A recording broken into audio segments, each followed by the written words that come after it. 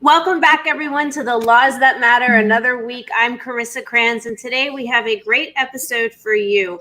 I have with me some amazing guests. We have Dr. Will Tuttle, we have Gwenna Hunter, we have Judy Carmen. And for those of you that don't know, let me just give you a little bit background on our guests. So Dr. Will Tuttle's the author of the amazing international bestseller, The World Peace Diet, which is translated into so many different languages.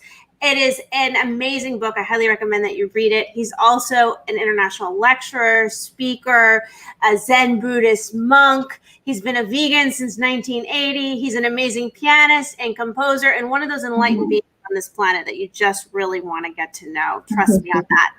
The other guest today is Judy Carmen. She's the author of Peace to All Beings, Veggie Soup for the Chicken Soul. It's a nice play on words. And with Will and Madeline Tuttle, created the Worldwide Prayer Circle for Animals, and she's involved in the Interfaith Vegan Coalition.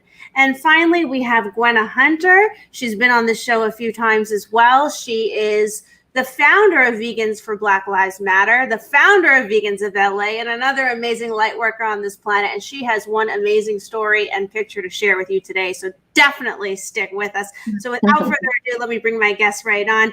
Will, Gwenna, thank you so much for joining me. Judy is on her way. She's having a little bit of technical difficulty, so we'll get the conversation going. I'm so excited to talk to you guys. I have to say, I just work so hard all the time, and I don't ever take out time to talk about the things that I really want to talk about because it's like, I don't have time. I'm so busy. And this is like a sacred hour of sacred space to really talk about things that not only enlighten my soul, but is your life purpose. And the world can truly benefit from your words and your purpose and your journey. So, Will, I want to start with you. You're just amazing. From the moment I met you, I think I met you at Hippocrates. Is that right? Where I met you? I'm not even sure. I've run into you in a few places around the world. Amazing speaker. You just, in your presence, you feel total and utter peace. Tell us about your spiritual journey. Okay, well, thank you so much, Carissa. And just briefly, I don't want to go on too long, but I was raised in a pretty typical family, I think, in terms of food, eating the usual meals. It was in Concord, Massachusetts, which was kind of interesting because when I got a little bit older, I learned Emerson and Thoreau and Alcott lived there, and they had been exploring Eastern traditions, Buddhism, Taoism, Hinduism, Vedanta, and they had brought a lot of those teachings into the United States. Literally the first ones to do that, or one of the first ones to do that. So when I went away to college, I started to read Thoreau and Emerson, and that led me to the Bhagavad Gita and Zen Buddhism and the Tao Te Ching and all these other, and to me, even though I'd gone to an Episcopalian church, and then later I studied the piano and the organ. I was a church organist in high school for a Methodist church, so I was kind of raised in the Your music is amazing, by the way. Everyone, so we bought it, right? We went to one of your lectures at Hippocrates. I always try to go when you're in town, but I've also gone and seen your city. But whenever you're in town, I love to go to Hippocrates. The food there's amazing, and you have the most beautiful piano concerts there. And I took my mom to the last piano concert dinner, and she was so in love with the music. It really speaks to your soul. I mean, there's something about enlightened people on this planet that just have gifts that transcend so many different areas, whether it's the arts or it's speaking or it's artwork. Is an artist. I don't know you can definitely choose her today, but she's her. I mean, actually, with everything you guys do. Thank you. Yeah, so my father played the piano, and I was the oldest child, so I wanted to be like him, and so I played. And at one point, I went through this rebellious time, really, when I started questioning the Vietnam War, and I started studying Zen and doing yoga way back in the early 70s. And I started this music started coming through me. I said, I'm not going to play anybody else's music. I was always playing Beethoven or Mozart or something. I don't want to do that anymore. And so I just started That's how it playing. works. That's inspiration coming to you and through you, and that's divine inspiration. That's spirituality. It was interesting. It felt like the music was coming. In a way, it was like it was coming from the earth. I had a feel, just this feeling of the being of the earth and the love and nurturing power of the earth wanted to come through and speak to the people, and I think that eventually led me to a sense of connection with animals as well. I always had felt that and had a connection with nature. So but the music was before the veganism. It was, the music was before the veganism. It was, I started a little bit I started meditating, but I still thought, gosh, you got to eat meat to get protein. This was back, no one knew. I mean, this was back in the 70s, and, but luckily, I left home with my brother and we decided to do a spiritual pilgrimage, and we were just meditating for many hours a day and walking, and we were going to walk to California. We ended up walking south because it was cold in the fall, and we walked all the way to Alabama. And on the way on this long walk with no money, just meditating, it was kind of miraculous. We didn't die, somehow we managed to get food. And we ended up at a hippie commune called The Farm, where everyone was a vegetarian. There was like 900 vegetarians. They were actually vegans. They didn't eat dairy or eggs, but no one heard of the word vegan, so they just called themselves vegetarians. And that was it. It really resonated with me for spirituality. If we really want to understand and live a life of kindness and compassion for humans and have peace, then what they were saying was, do you know what these animals go through, how they're abused? Do you know how people are starving because we're feeding the food to animals, and that's causing war? And it's like the opposite of spirituality is cruelty and violence and not caring about other beings. This is a great story. I don't think I knew this background about you. So that will resonate with so many people, because so many people are artistic geniuses who feel that energy beyond them. That, like, for me, it was ballet, right? I was a professional ballet dancer. I would feel when I was able to do 7-8 pirouettes on point, it wasn't because I had a ton of training in my life and was technically perfect. It was because I harnessed my training and I let go and I allowed the universe and the energy around me to take over, and I relaxed into that energy, and suddenly that centrifugal force just worked. And that's art, whether it's like the Margot Fontaines of the world, or the Mozarts, or the Michelangelos who do artwork, or it doesn't matter, or just a normal human being, because they were normal as well, who feels that inspiration coming to them and through them.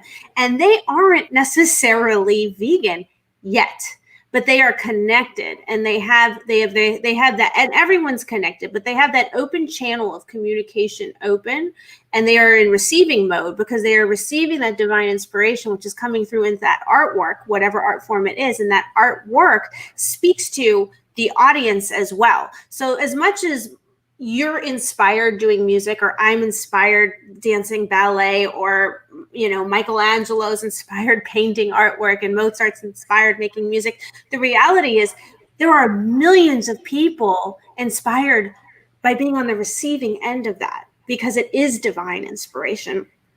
And it's interesting to hear how the connection of alignment happens with, okay, so you have the receiving end, then you make the connection with the animals, then you make the connection with diet, and then suddenly, the light bulb goes off. So I actually really love that you were already on a spiritual path and journey before the veganism happened for you, that your journey took you to veganism.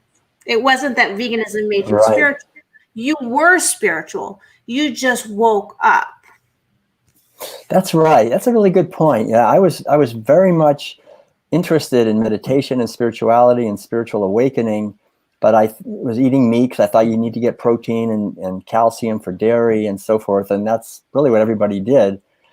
And when I had the example of the people at the farm, and then I started reading more in depth also, and realizing the suffering of animals and how that just, in many ways, it shuts down the heart. And I think the music really helped, because the whole idea with the music, it's just like you say, you train, you practice hours a day to get the technical ability. Mm-hmm. And that's like just hard work, but it's good. It's okay.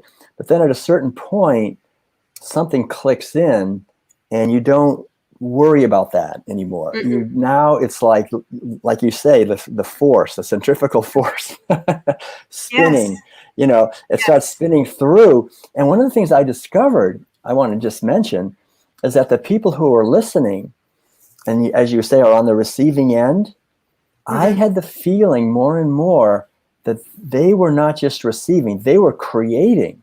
Mm-hmm. By listening. That if you have people in the audience who are really tuned in and Mm-hmm. spiritually mature on some level, then it was like the power of that would start, their energy would start changing the music. They would get inspired and I'd get inspired, and it would be like we're not separate. We're not separate from the audience. And I love where this conversation is going, because it wasn't a planned conversation at all. But if you look at the tagline here, I said energy feeds energy on the screen. Yeah, and right. That is exactly what you're saying. And I would feel that when I was dancing ballet. If the audience was with me, things would go better. And if they were touched by the dancing and they were moved to tears through the music and the dancing and how you become one with the music, I danced better, because it's energy feeding energy. They're not just on the receiving end, like you said. They're part of it. But they're part of it in a less intense way. So like, I remember feeling like on stage when I remember dancing, I was at sleepaway camp in Lenox, Massachusetts in the Berkshires, and I performed at Jacob's Pillow, and I did the Bluebird variation on point. And I remember how much anxiety I gave myself backstage about how perfect I had to be. Like, I had to balance everything. Every turn had to work. I drove myself crazy. I didn't know how to let go and enjoy it. I just wanted to be so perfect. And that's also often my problem. But at the end, I did actually let go out there, and I enjoyed myself. It's kind of like this lapse in time. You don't even remember what happened in that time. You just sort of were a feather across the stage. You don't remember what went wrong, what went right. And I remember that someone in the audience came to me after it with tears, and they were just so touched, so touched with the performance. They were, and I was so touched that they were so touched, because I was, in a way, I felt bad for them. I'm like, well, if they're that touched, they don't even know what it's like to be me doing it out there. Like, how free I feel, like how taken over and channeled it is to be in that mode of artistic expression. But that's true divine inspiration, because that artistic expression, when it's truly divinely inspired, is something that touches every soul, because it's something intangible that we all can connect with. It's universal. It's not it is a language. It's a vibrational language. Right. And I think that's where the meditation training also helped. Like in my case, there was a piano training for the technical thing. And then the meditation training was more to just let go of this feeling of being a separate self. Like, I'm here and I've got to impress other people, or I'm here, I've got to perform and I hope they like it. And, that's sort of the opposite of veganism also. Veganism essentially is opening to the beauty of life, celebrating around us, and not feeling like I'm here to dominate and exploit or use other beings. And if I'm a performer and I'm going to perform, then it's almost like I'm going to use the audience. I'm going to try to impress them, and I hope they cheer for a long time and buy all my CDs. But there's this separation. And I think what you're talking about, and what I was experiencing more and more through meditation, was just going out there and just being and letting the spirit come through. And it's a type of meditation where the wall between the self and the world begins to dissolve, and you just the music is just the music pouring through. And I think that's really healing the wounds in our society. And that's really what veganism is about at a deep level, and spirituality is about. It's not just about being ethical and being right and being righteous and that kind of thing. It's actually living a life that's contributing to the celebration. Yeah. It's making the connection. It's right. making the connection, because we can be connected without being vegan. I mean, you were. Right. A lot of people are on the path and they're Right. not vegan. They haven't connected on that point. And that's what the human experience is and the human journey is. It's about awakening. And that's not saying that veganism is the ultimate awakening. It's just one big part of it. Yeah. It's just one big part of waking up and being conscious and saying, you know what? I want to choose a life of nonviolence and compassion. I don't want to contribute passively to the violence of society by being polite and eating it on my plate at a dinner when someone else cooks it. It's that's an unconscious dismissal of the reality of what's killing our own health, the animals, and our planet. And it's so important that those that are on a path, and so many are on a path, are awake enough to realize that there's such a connection to the food we put in our bodies and to the energy of our thoughts and the energy of those that we choose to spend our time with, and that there really is a connection to everything around us. So I love that your journey of veganism actually started with a spiritual journey. It did. Yeah. And the final thing go ahead. Yeah, go ahead. No. And then I was just going to say, I think the other point that you're making that I think should be underlined a little bit is that going vegan is great, but it's not the end. It's really important, I think, for people to continue to develop spiritually, because going vegan is a help. And like you say, a lot of people can be spiritual but not vegan. And be artists and musicians but not be vegan. And it's also possible to be vegan and still be very judgmental and miserable, and it's possible. So it's important as vegans that we really, I think, cultivate a mentality of inclusion to human beings and our relationships. And like what you're talking about, get in touch with the universal laws of the universe to understand that we're not just a material level thing, that what we are is infinite and eternal consciousness, and that there are these deeper laws, these deeper principles are pervading everything. And if we live in harmony with those, our veganism will go to many, many, many higher levels that are beyond what we can imagine if we don't understand these things. I always like to say you cannot escape karmic law. There's karmic consequences to everything. The law of unintended consequences, these universal legal principles, they exist and they're real. So even if you might evade something or you think you tricked the system in some way, there is a cosmic law and order, and you cannot escape karmic law. You may not see it right away, but I guarantee you it will bite you later or it will reward you later. That's how we learn, It's the yin and the yang.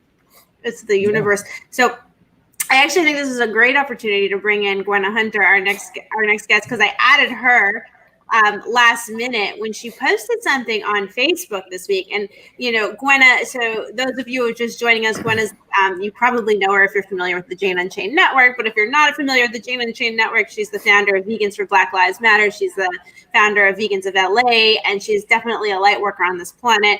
Gwenna, you've been through a lot. You're facing a lot of political issues, social injustice issues head on, but you're really an enlightened spiritual being on this planet. And I think that's why you and I have always really connected. So initially, I'm glad you came on the show, because our other guest is having technical difficulties anyway and doesn't seem to be able to make it. But I really wanted you to come on this show because you posted something on Facebook the other day that really just blew me away. It was one of the most beautiful pictures I've ever seen, and you're telling me the picture doesn't even do it justice. So tell us about it. Tell us about what you were thinking in that moment and what happened and how that made you realize, like what you said, that you know what? It is okay. And there's something so much bigger than me. I don't need to solve the world's problems. Like, I'm doing the best I can. Yeah. So, it's interesting. I was going through a little bit of a period of where things were just getting so intense in the media and in reality, where there was just so much injustice and unfairness and extreme labeling and just a lack of awareness, what I call it, on the planet, and just so much hatred spreading. And it was starting to really weigh heavy on my spirit. So I was getting to a point where I was starting to feel just this lull in my energy. And last Friday, I went to a COVID-friendly kind of gathering at my friend Vanessa's place, and Allure Wellness, and we were kind of like just probably about 5 months left. Allure Wellness, certified vegan by BeVeg, by the way. Ah, nice. Nice plug. Yeah. Okay, go ahead. It was probably about 1:32 in the morning, and there were just a few of us outside, and literally we were talking. So Vanessa was with you? She was there, but unfortunately she didn't see it. So okay. I was there with my friend Sahar, another young lady, Cora, and a gentleman we had just kind of met like off the streets, named Thaddeus. And I was just got finished talking to Sahar about how I was feeling disappointed in the evolution of humanity. And I just wasn't really enjoying my time right now on this planet. And all of a sudden I'm talking to her and we're talking about different things. And I see her go, and I immediately turned around and I'm like I couldn't even, it wasn't even, you couldn't even summons anyone to say, look. It was like our mouths were open, and that is nothing. Like I searched for 2 days. Explain this. What is this we're looking at? A comet. Apparently it's a comet. So what we actually saw was more circular, and it literally looked like it landed 500 feet away. That's how close it was and how overwhelmingly beautiful it was. And you could see inside of it. And it was like fire, but there were colors of like turquoise and green and blues, but not like the colors on Earth. They were more alive and more vivid and more like they were alive. It was almost like looking at flames, but even grander than flames. And on the inside of those colors, I saw like a streak of beautiful gold. And then there were streaks on the outside of it. And just to see that, I was just, and I'm a supernatural person. Like I need to be like shocked by supernatural things. Like I get bored if I'm just going through. Sometimes we need that sign of synchronicity from the universe to speak with us. And that's evidence of the universe. Here we are in legal terms here, right? It's evidence that we're supposed to pay attention to. And the universe was speaking to you loud and clear. You were saying, I'm down. I'm feeling depressed over humanity. I'm feeling like it's not working out. I'm feeling discouraged. I need a sign. I need a sign to keep going. I need something to tell me that this, I'm on the right path, that there's something beyond me, because I'm feeling really stuck. And boy, did you get a sign. Look at that. Oh, it was so, like I said, that is like absolutely nothing. Like I searched online for like 2 days looking for something. And it was just like, I wish I could have taken a snapshot of it and shared it. And so it started from here, and it descended onto the earth, but it looked like it went into like the neighbor's yard because it was that big.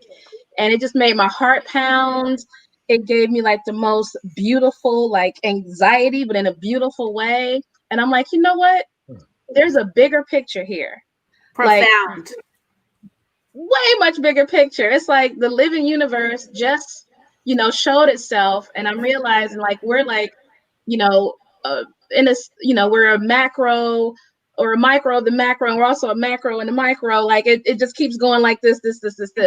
And so I'm like, the universe is so alive, and here we are on this planet having our little skin tone wars, having our little, we're children fighting, little kids. Little skin tone wars. I like that. Yeah, and we're little kids. That's creative. Yeah, I just heard it just now in my head. See what I'm saying? Inspiration coming through. It's like we're little children fighting.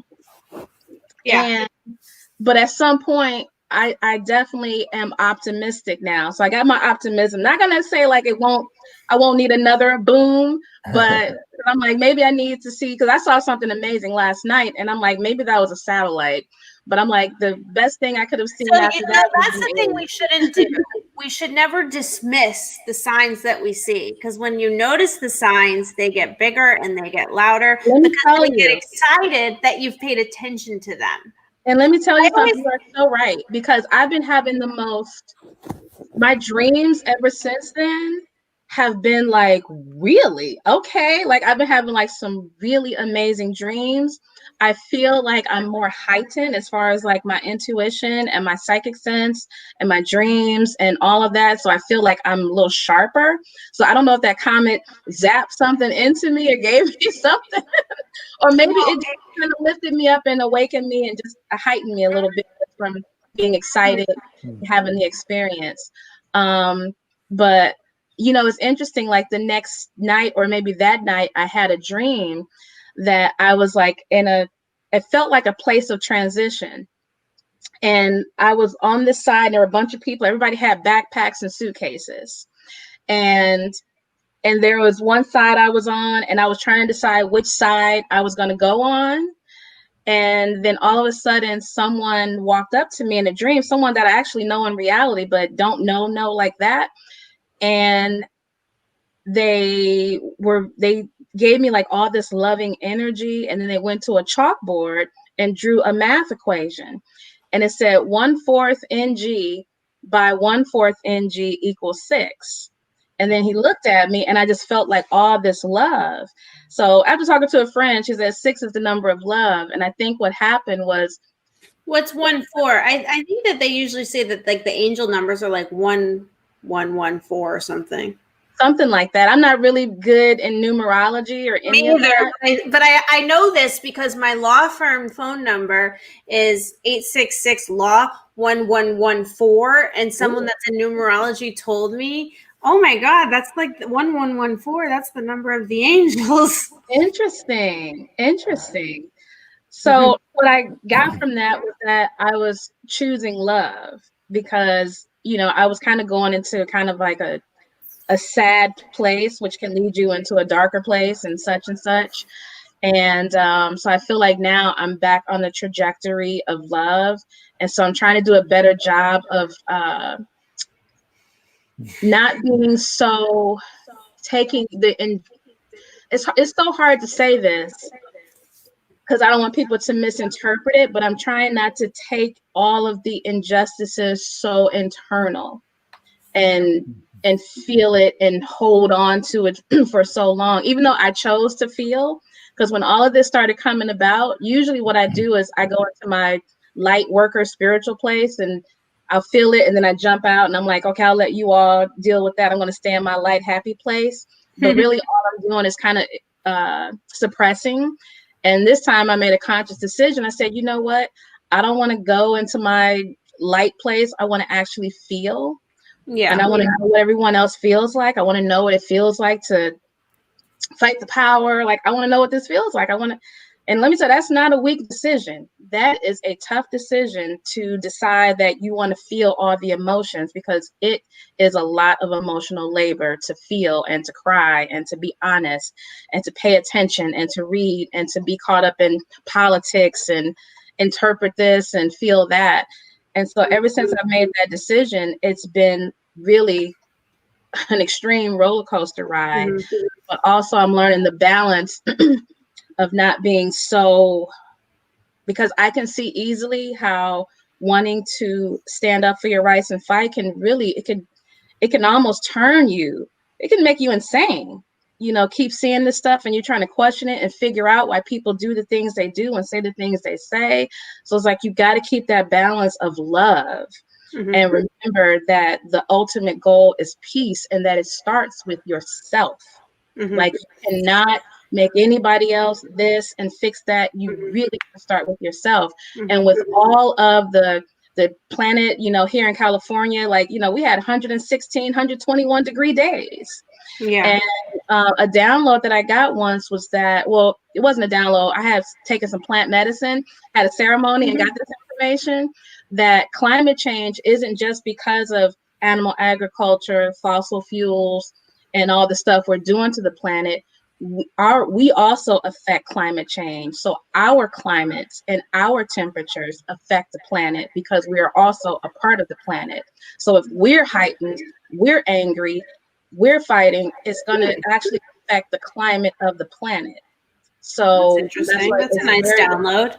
Yeah, so it's download about energy and our so it's all about taking our temperature right now. Take a step back, guys, and take your temperature.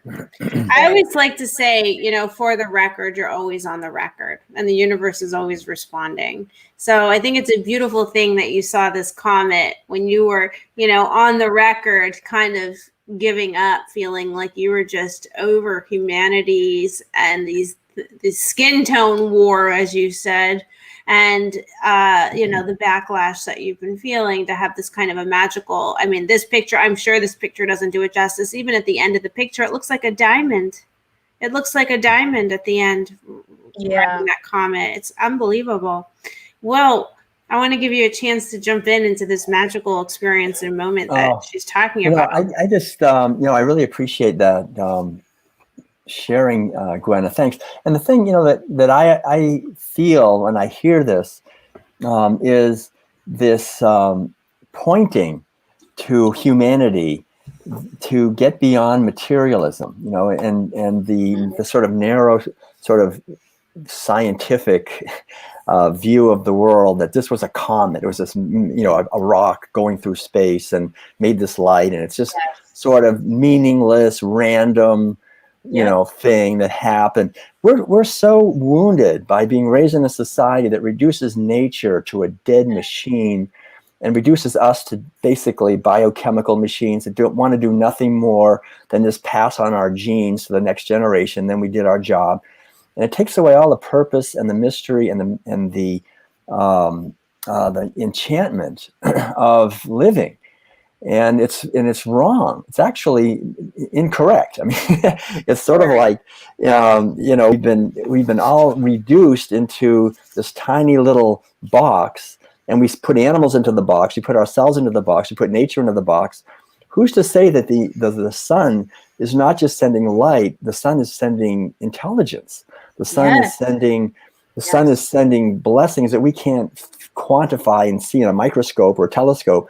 And who's to say that this comet wasn't a being of some type that was present to us? Gwenna thinks yes. Like, I'm telling you, look at her. So I'm telling you, it was a being. I think it was. Look at her. I didn't want to go there. Like, I still, when I'm talking, especially online, let's go there.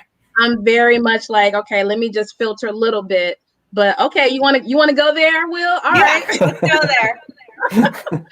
I totally believe that what you just said, and I totally agree that we reduced the most amazing things into, like you said, a rock. But when I saw that light, I know what I felt, and I know what I saw inside of that comet. A lot of people saw the comet just coming down, but just us three, we got to actually see the inside of it, and it was alive. It wasn't just some, based on what I've researched about comets, like they say it's like, ice particles and parts of like a nebula or whatever. And nebulas are what the gases of a dying star. What is a star? I totally believe that a star is a living being and that they're us, and that we are manifested stars in human forms. So all those stars up there are happened to me the other day. I was feeling really down about things and my own headaches of my business. Look, we're all human here. Whoops, my mic just fell. We're all human here. I have a dog. All right, my dog just jumped. We're all human here. We all have these human emotions. No matter how enlightened we try to be, we all go through our own stuff, right? So I'm running my business, BeVeg, and it's a lot of work. It's a lot of work, a lot of admin. I feel sometimes like I'm boxed in. It's like, oh my God, globally we have this amazing presence and we're the first accredited vegan standard in the world. But then I have all these admin nightmares that make me feel like I'm stuck and I can't get out of it and I can't breathe and I can't live. So I got on the phone with my mom and I went and sat on the balcony and to talk to her. And right as I was about to talk about the one positive thing that happened for the day, I looked up and a shooting star went across the sky. And I was like, okay, it's okay. You know what I mean? It's okay. Yeah. The universe, like, I'm freaking out because I'm human, and that's what I do sometimes, is I'm really hard on myself, and I tend to freak out, even with the ballet, to go back to where I was before earlier in the show.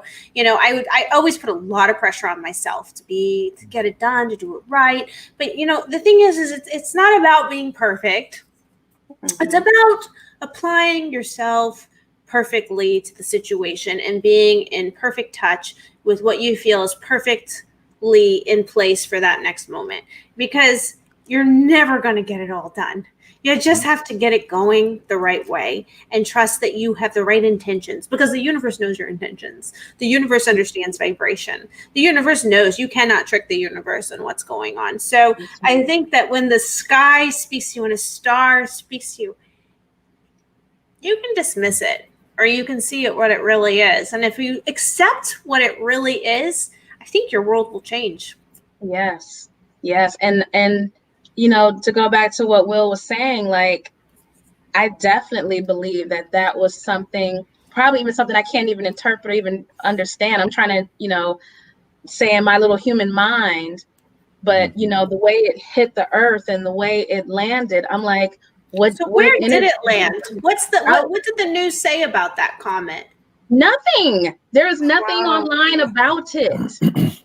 Nothing on, like, I looked to see if there was any report or anything, nothing. And what's crazy is, so how do you know it's a comet?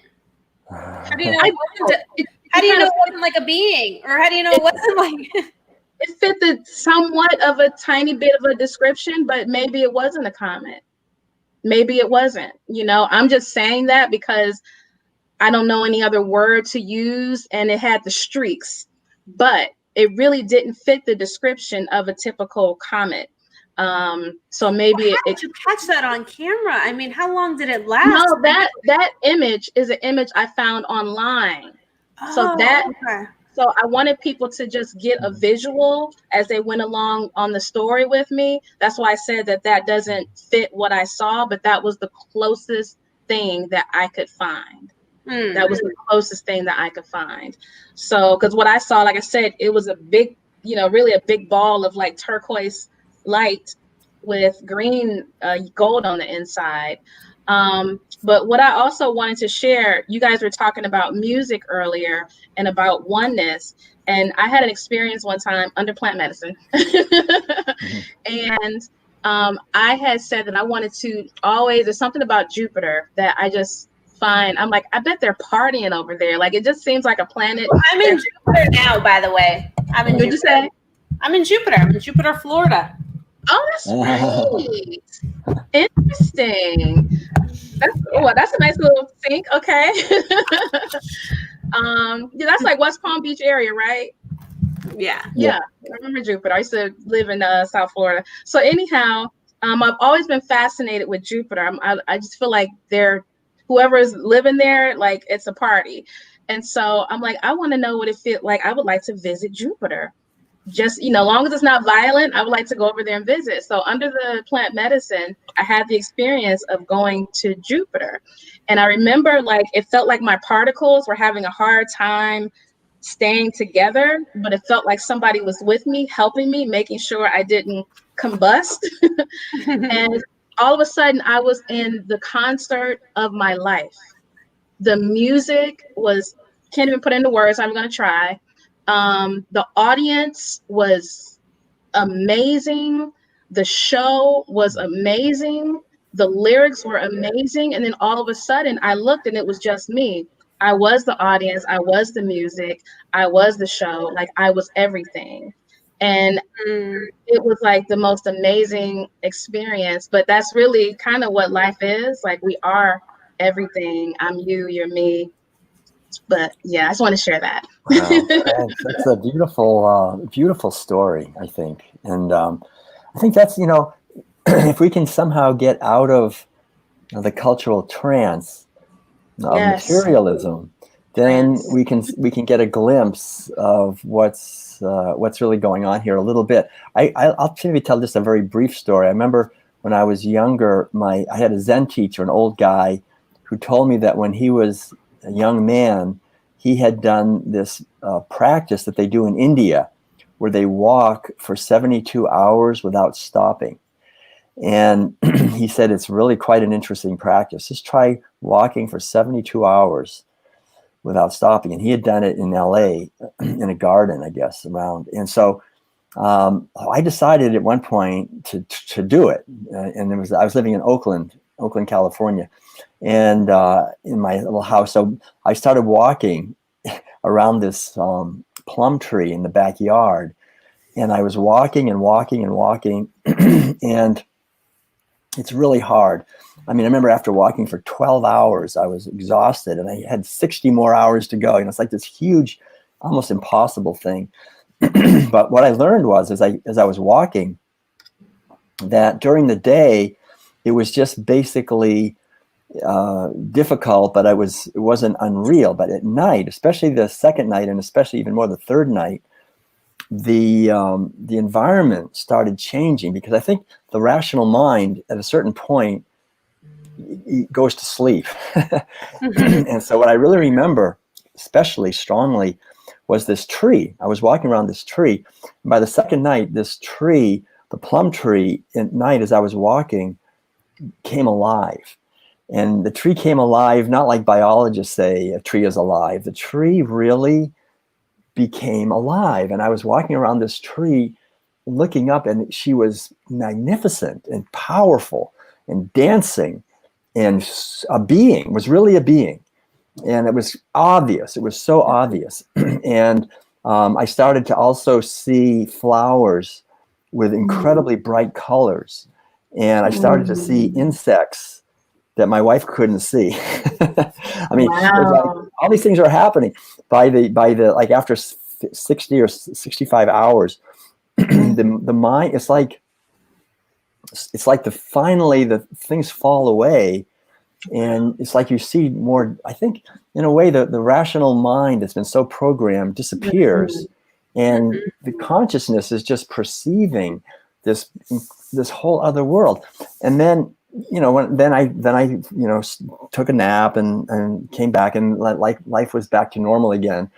But it left this memory that actually when I see a tree, I can remember that, they're alive. There's really a life that's much greater, but we're trained not to see it. As a little kid, maybe we see it and we say, "Mommy, look at this flower, look at this, it's really alive." And they go, yeah, right. And it gets dismissed, it gets pushed down. We just learn to make everything into just board feet of lumber. We just sell the trees, we just make money, we just use them. And that we do that to animals. We don't see the magic. We don't see the magic in ourselves. We don't see the being. And I think if we would try these practices, meditate, or like you say, experiment with things to get outside of the box and get a little bit of a perception, through working with our consciousness. I think that we have to work with our consciousness because we're far greater than we realize. Everything is. We tend to compartmentalize everything, I think, is the thing. Like, you're right. The lumber is the lumber, the flower is the flower, the animals, the animals, black is black, white is white. We're going to have a skin tone war. Aliens are aliens, trees are trees, water is water. But we tend to not realize the life in all of it. And that's why, Will, I actually loved your answer at Hippocrates when someone said, how do you answer the question about whether or not, a carrot screams or a broccoli has feelings. And I loved how you basically said, listen, our point on this planet is as little harm as possible. And, sure, there is life in all those plants, but the meat industry is the most inefficient food supply, and they are consuming so much more meat to feed those animals than they actually make in food. So therefore, you're still killing more plants by eating meat than you are by vegan. If you care about plants, you got to go vegan, because we save probably over 100 trees every year as a vegan. Yeah. And I'd like to add to that, and I love what you said, Carissa, earlier in the show, that, oh God, I almost forgot the point, about veganism being it's not the ultimate enlightenment, because so many vegans think like you're vegan, that you've arrived. It's like, no, honey, you still have work to do. Like, you are not done just because you're vegan. Right. I always say being vegan is a huge evolution, a huge leap in your evolution. Like, you did a big thing right there, but you're just getting started. Right. Yeah. I actually am a firm believer that we can evolve to not even have to eat, and that we can rely on sun and water and air and atmosphere. I've researched and saw that, you know, in the Himalayan mountains, they have all types of supernatural activities going on over there. Solar powered people that, you know, just live off the sun, breatharians, people that, you know, just maybe eat oranges or don't hardly eat anything. So I do believe that we can evolve to where, you know, we're not eating any of these. Let the animals eat the fruits. It's so important, but it is an evolution, because I can say so. I was born and raised vegan by my mom, but my mom has evolved in her vegan spiritual journey because of me. So she was vegan for health reasons, right? She had a vegan pregnancy and she raised me vegan because she believed it was healthier. My family I would be on my mom's side a 4th generation veg. I won't say vegan because it started with vegetarian, but it started with my great grandfather who had a health issue, and he cut out the meat, he cut out the I think the dairy at the time, and he basically said the wider the bread, the shorter your life or something. He had a saying.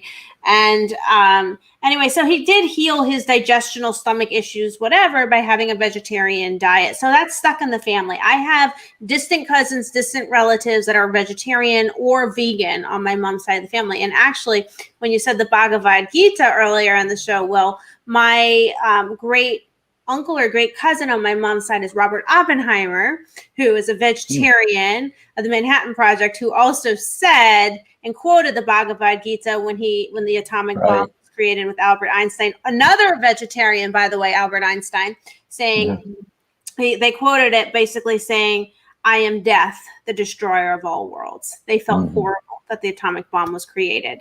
But I got a little distracted there and off track.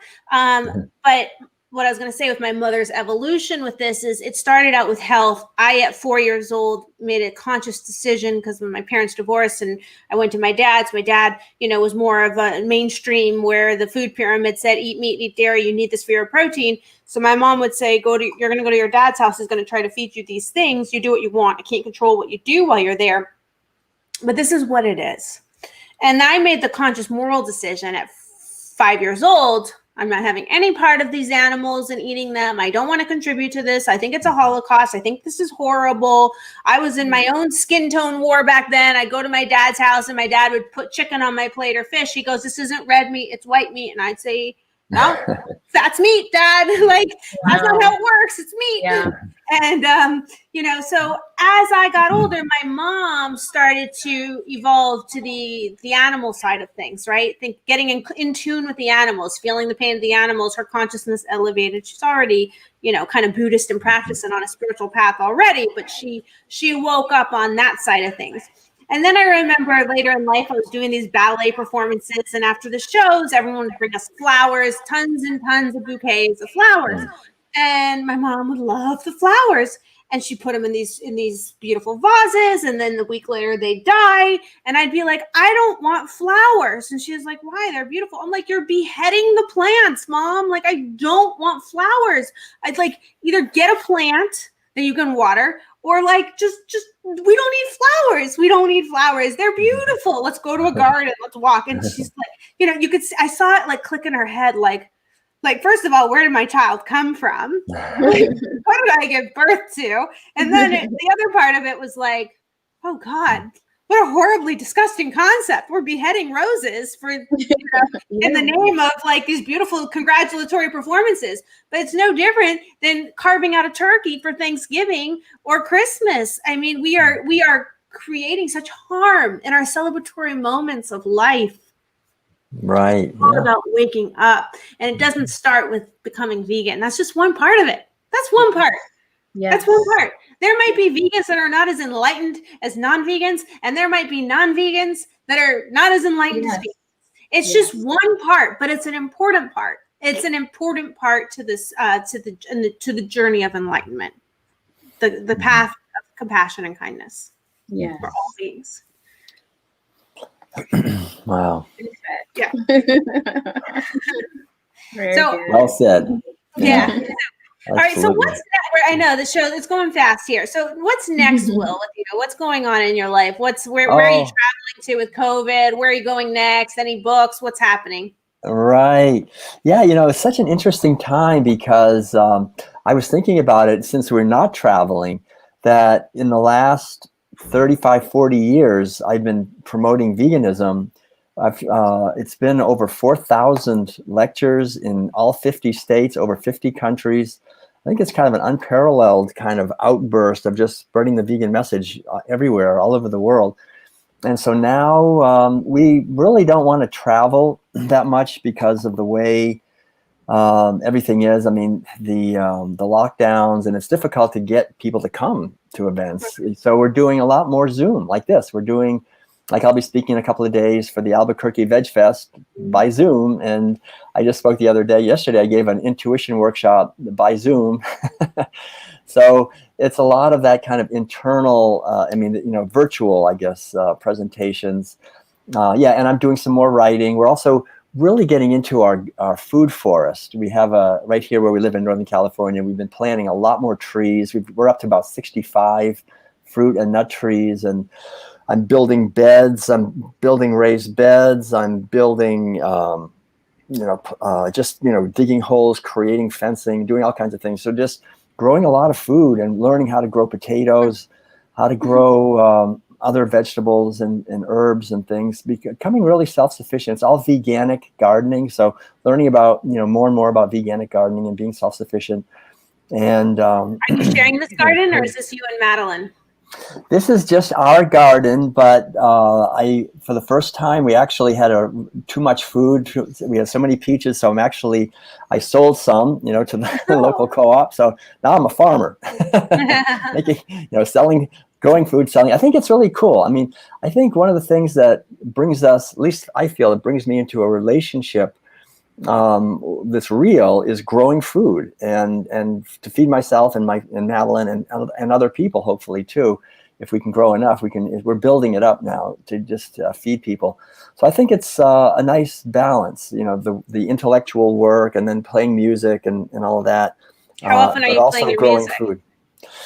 Every day. We play every morning, the first thing in the morning after meditating together? For an hour. Then I go to the piano and play for a while, and then Madeline joins me and we play with the flute. Right. She comes out with the flute and we play together, and then she plays the flute on her own. And then every evening I play and she dances on this ball. We've been making more videos now too. So we've got a bunch of new videos of her yoga and cooking, and then also this dancing and movement. Where are these videos? Where can they be found? They can go, if you go to YouTube and just go to Will Tuttle, to our channel under Will Tuttle, then you'll see these videos. Yeah, it's kind of neat.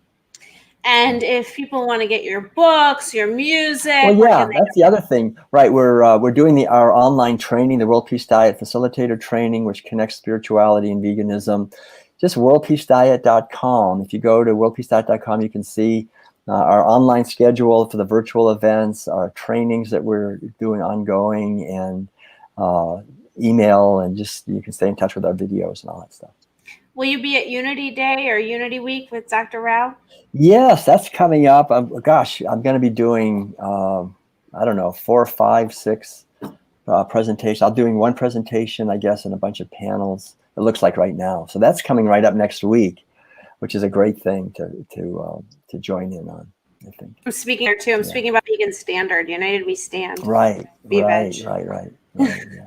So. Yeah. All right. Well, thank you. I really enjoyed talking to you. It's always a pleasure to see you. It's been so great to see Gwenna too. I mean, it's just, we go back quite a few years also. We've done events in Pasadena, I remember, and other places, and Laura, and Carissa. I know, it's just really beautiful. Time flies, actually. Yeah, we're apart, but we're connected, like you said. Yeah. Yes.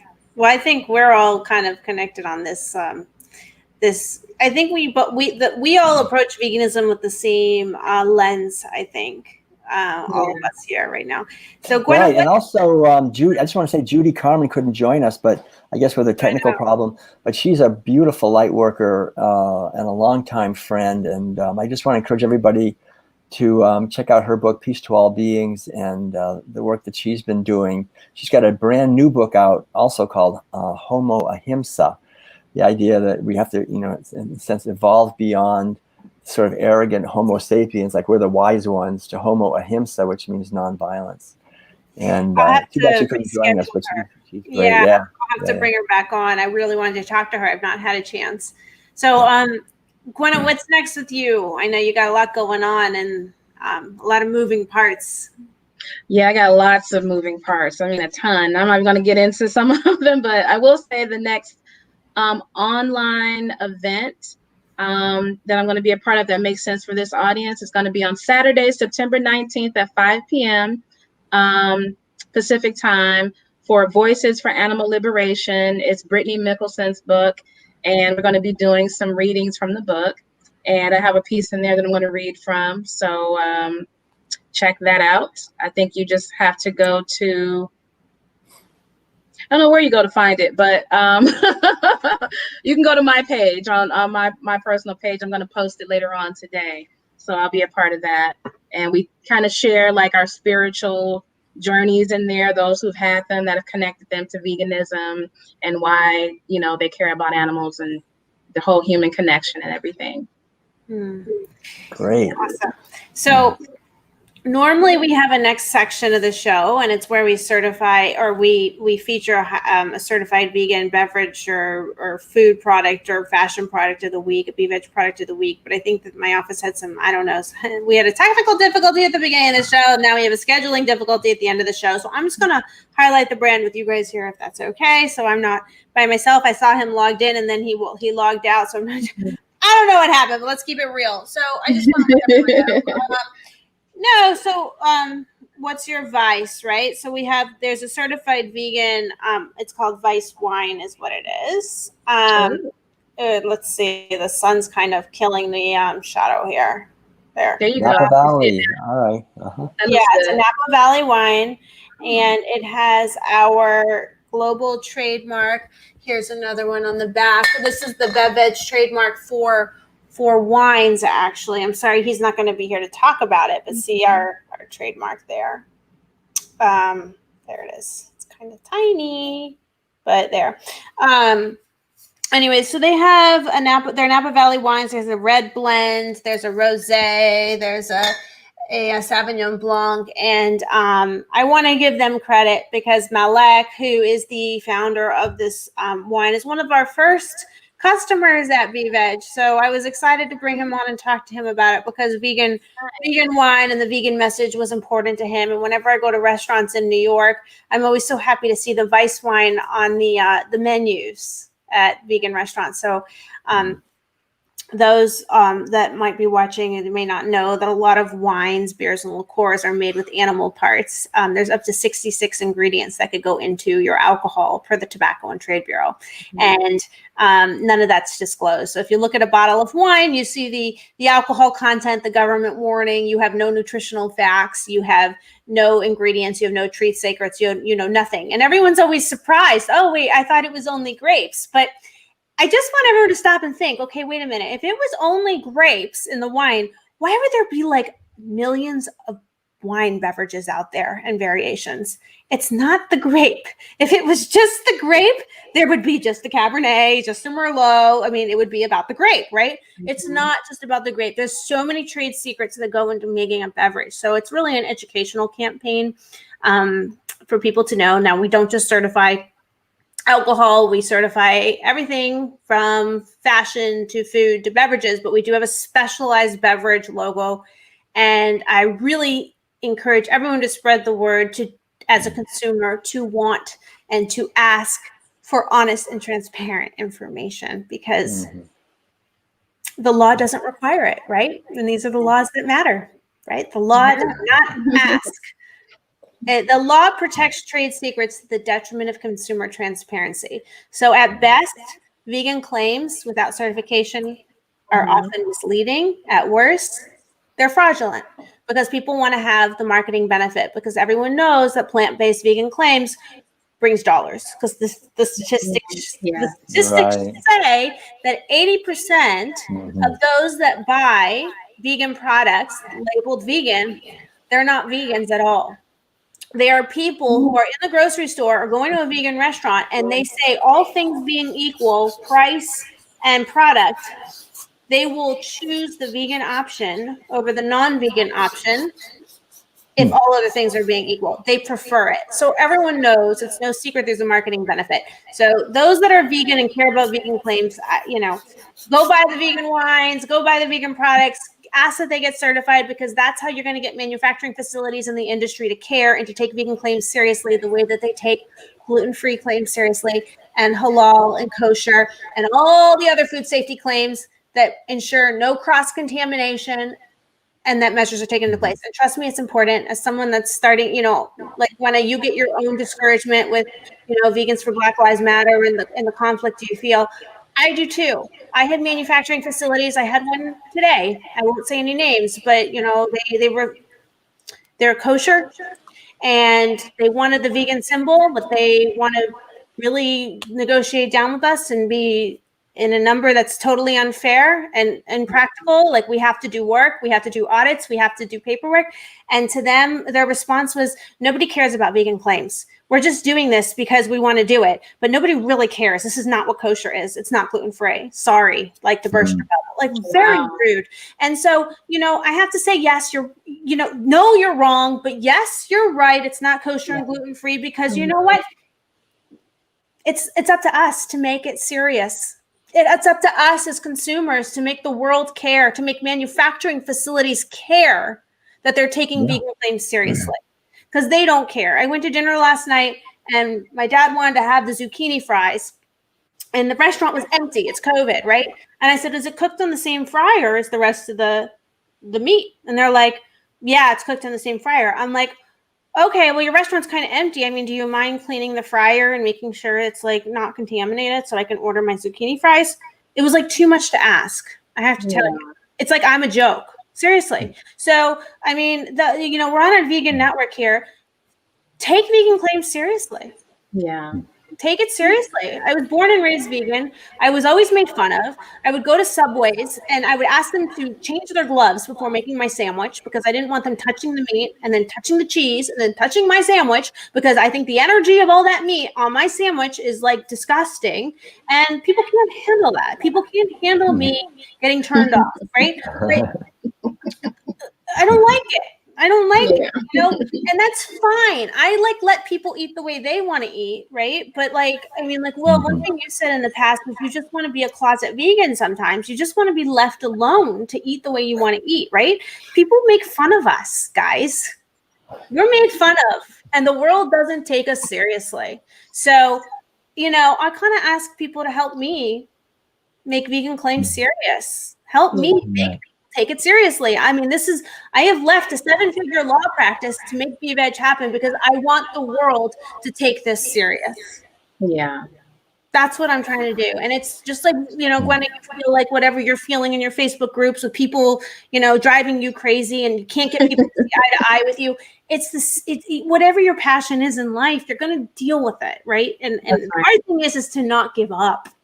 That's right. Hard to not give up, because today, if you saw what I dealt with on my messages, I mean, it was like I don't need this negativity. I don't need this abuse.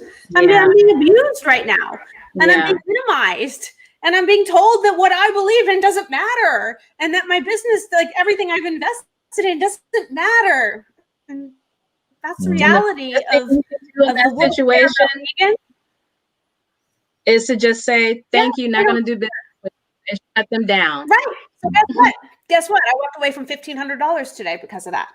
I'm not doing business with them. I walked away. Yeah. I said, I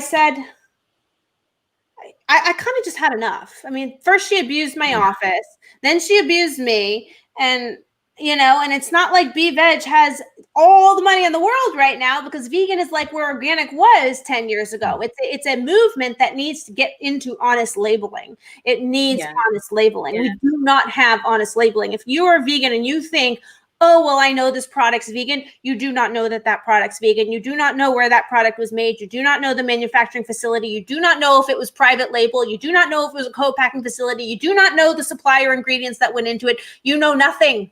You think you know nothing. And as running this business, I can tell you I have learned a lot. And so many things are not vegan that you think are. And what's even worse is that we will get applications. They will fail the certification process. We will say, you should change this ingredient so you can pass. If you change this ingredient that has lanolin, sheep oil, or bone char of not natural charcoal, or that red flavoring if you change this, we can pass you, but you need to change it before you put our label on your product. They will say, too much work to change it. We're going to continue doing what we do. But guess what? Their product still says vegan on it in the grocery store shelves. It's just not certified. So why can they get away with that? They can get away with that because no one's holding vegan claims accountable. Wow. Thanks for sharing that. That's really, that's good to know. Intel. Yeah, that's good to know. I'm telling you, because it's like so frustrating for me as I'm trying to build this and make it happen.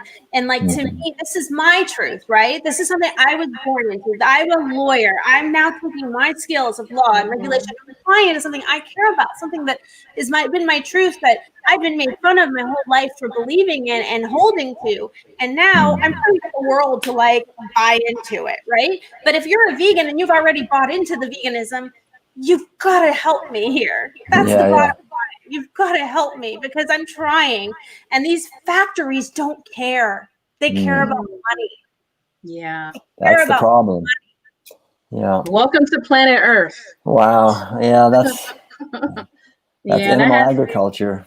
Yeah. That has to be very frustrating. And I think that it's talk about animal agriculture, and then we'll go because I know we're running overtime. But like, these buyouts, these government subsidies that we have for meat and dairy, it's like it's so unfair. I sat up at night the other night, sitting there in bed, like thinking to myself, why don't we have universal health care? Like, everybody's paying money in taxes, right? And none of us have control where our tax dollars are going. So we're paying all this money in taxes, and then our tax dollars are going to bail out meat and dairy. What about all these people that have no health insurance? Is this plant, like, I'll say this country, I was having a debate. I've been trying to stay out of debates, but sometimes I'm like, I'm getting in here. And someone was like speaking up for capitalism, and I get it. But was saying people have to work hard. And I'm like, what? Where is this program coming that you have to work hard? Work hard for what? Work hard for who? When you really trace who you're working hard for, all you're really doing is keeping this machine going, and you're keeping the greed going most of the time. But we were saying, like, in this system, in this country, they'll let you die if you don't have the appropriate healthcare coverage and the certain amount of money. They will literally let you die. And I don't understand how people can back that, and people can be. They will let you die. Now we're going on a totally different direction, but let me just tell you, like, 2 things on that comment. One, I'm going to be on the doctor's show on Sunday, so you guys should watch CBS News. I'm talking about legal liability for COVID waivers. And what does that mean in the workplace? And if you don't have health insurance, what does that mean for you potentially? Is that a death sentence? But let's take that a step further. Let's talk about the fact that the president signed an executive order taking away the civil liberties of slaughterhouse workers by saying that they are now that they are critical infrastructure. They are forced to go to work. They cannot opt not to go to work, because if they opt not to go to work, they can't collect unemployment. But now that they're deemed critical infrastructure, they're forced to go to work. They're forced to work in a hotbed of COVID conditions, okay? And you're talking about 70% of them being immigrants, minorities, Latin American, Asian, and African American. Okay, that's what's being, that's indentured servitude, and that's what's happening in the slaughterhouses right now. And now, if they get sick on the job, or they die on the job, or they get COVID on the job, What's going to happen if they file suit? If they hire a lawyer like me that wants to bring in action, what's going to happen? You know what's going to happen? I'll tell you what's going to happen. Go ahead. A motion to dismiss, a motion for summary judgment, because they have been stripped of basic constitutional protections and civil liberties. That's where our law is right now. So it's up to us. Stuff like that is when I am, and I remember reading that, and stuff like that is when I get like crazy, because I'm like, who's keeping him in check? Who's telling him this is unconstitutional? Who is doing that? Like, how do you just, I mean, there's nothing that can be done now. It's going to have to take someone else to come in and reverse the executive order, or for, I guess, some lawsuit to happen that's going to travel to the Supreme Court, which is going to then deem the executive order unconstitutional. But how many lives are going to be paid in that time? Because God only knows how long and how much time it takes to get a case to overturn law on a basis of constitutionality. Big road ahead. To me, they talk about anarchy and tyranny, like that is what's happening all the time. Yeah. Yeah, I mean, if you were born as an animal, you would know that. And the thing is, animal agriculture is basically, as it evolved, was to avoid responsibility for our violence towards animals. So we created corporations so that the executives have no responsibility. You know, you can sue the corporation, but you can't sue the executives. And the executives can do whatever the heck they want. And they're basically paid to maximize the profit of the corporation. They're not paid for anything else. They have to. In fact, it's the Supreme Court. It went to the Supreme Court that if an executive does anything other than maximize the profit for the corporation, they can be They can be sued. They're liable. They only have one obligation: to maximize profit for the corporation. That means to externalize costs, put the costs on the environment, put the costs on the consumer, put the costs anywhere but on the corporation. That's their job. This system is built to exploit animals, nature, and human beings. And we have to really understand that. That's why veganism is so important, because if we don't get to the root of this and stop animal agriculture and transform our relationship with nature and animals, we're going to have economic and political, we're going to have this kind of stuff. It's unavoidable. So that's why this is so important. Everything we do, like you're saying, getting things marked properly, that it really is vegan, and raising awareness about the political, economic situation and how we're being divided and dominated and all of that stuff. Yeah, it's really helpful. So it's all about finding your passion, right? Yeah. And making that, when you have your passion that's coming from a place of purpose, and if you can make that your profession, you should do it, because that is your calling. And you don't want to be in contempt of your calling, right? Right. Well, thank you. Well, thank you guys. I really enjoyed this, hour talking to you. It's been the highlight of my day before I go back to the real world of business and the manufacturer that wants to quit her account because, hey, vegan claims aren't as important as kosher. Screw him. It was so inspiring, really inspiring to hear your story about the comet, Gwen. I just really want to thank you for telling us about that so clearly. That was something that I can see really. That happened to you, but in a deep level, it happened to everyone. Because you're connected to the entire every human being on the planet. So through your consciousness, everyone got a little bit awakened. As you saw that, you helped everyone. You were a witness. You're a witness of that. That's I believe it helped that. everyone. Yeah, I believe that it affected the entire planet. And I had just one little quick thing. There were 3 of us that saw it. The other gentleman, he kind of like came to the event, kind of like he was like a neighbor and decided to come and join. He was very inebriated. Oh. And when he saw the comment, he said, "My life just changed." He said, "My whole life just changed." And he just kept saying, "I can't believe," like, it was like it cleared out his inebriation and he kind of had like an awakening. And it was just amazing. And I'll never, ever forget that. And I don't know what it did to me, but it definitely awakened some things in me. I'm not even going to go into all that on here because I don't know if there's some MK Ultra watching, but there's some things going on. Right. There's some things that are definitely going on. So, yeah. Thanks for letting me share it. All right. Yeah, no, thank Thanks, you. everyone. Thank you guys for joining me. You know, you guys are two of my favorite people. So it's a great catch-up session for me, beyond the show, beyond the network, beyond the audience. It's great to just catch up and share your energy and, you know, everything. So I know, Will, you said where everyone could find you, but say it one last time, and then Gwenna, you go ahead as well, and then. Okay, worldpeacediet.com on the internet, or Will Tuttle, actually, willtuttle.com. Either one takes you there, and you can see the work Madeline and I are doing. Be left to stay in touch. Thanks. And Gwenna, where can we online reading from the book Voices for Animal Liberation, written by Brittany Mickelson, on Saturday, September 19th at 5 p.m. I think it's going to go live on, it's going to be on Jane Unchained. So just tune in to Jane Unchained. Okay. Perfect. And thank you, everyone, for joining me. I'm Carissa Kranz.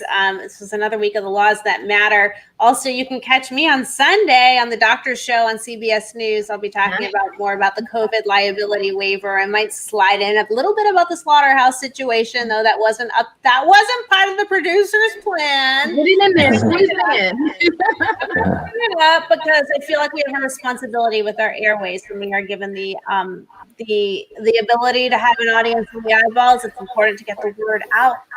So all important. Thank you guys for joining me. And thank you to everyone.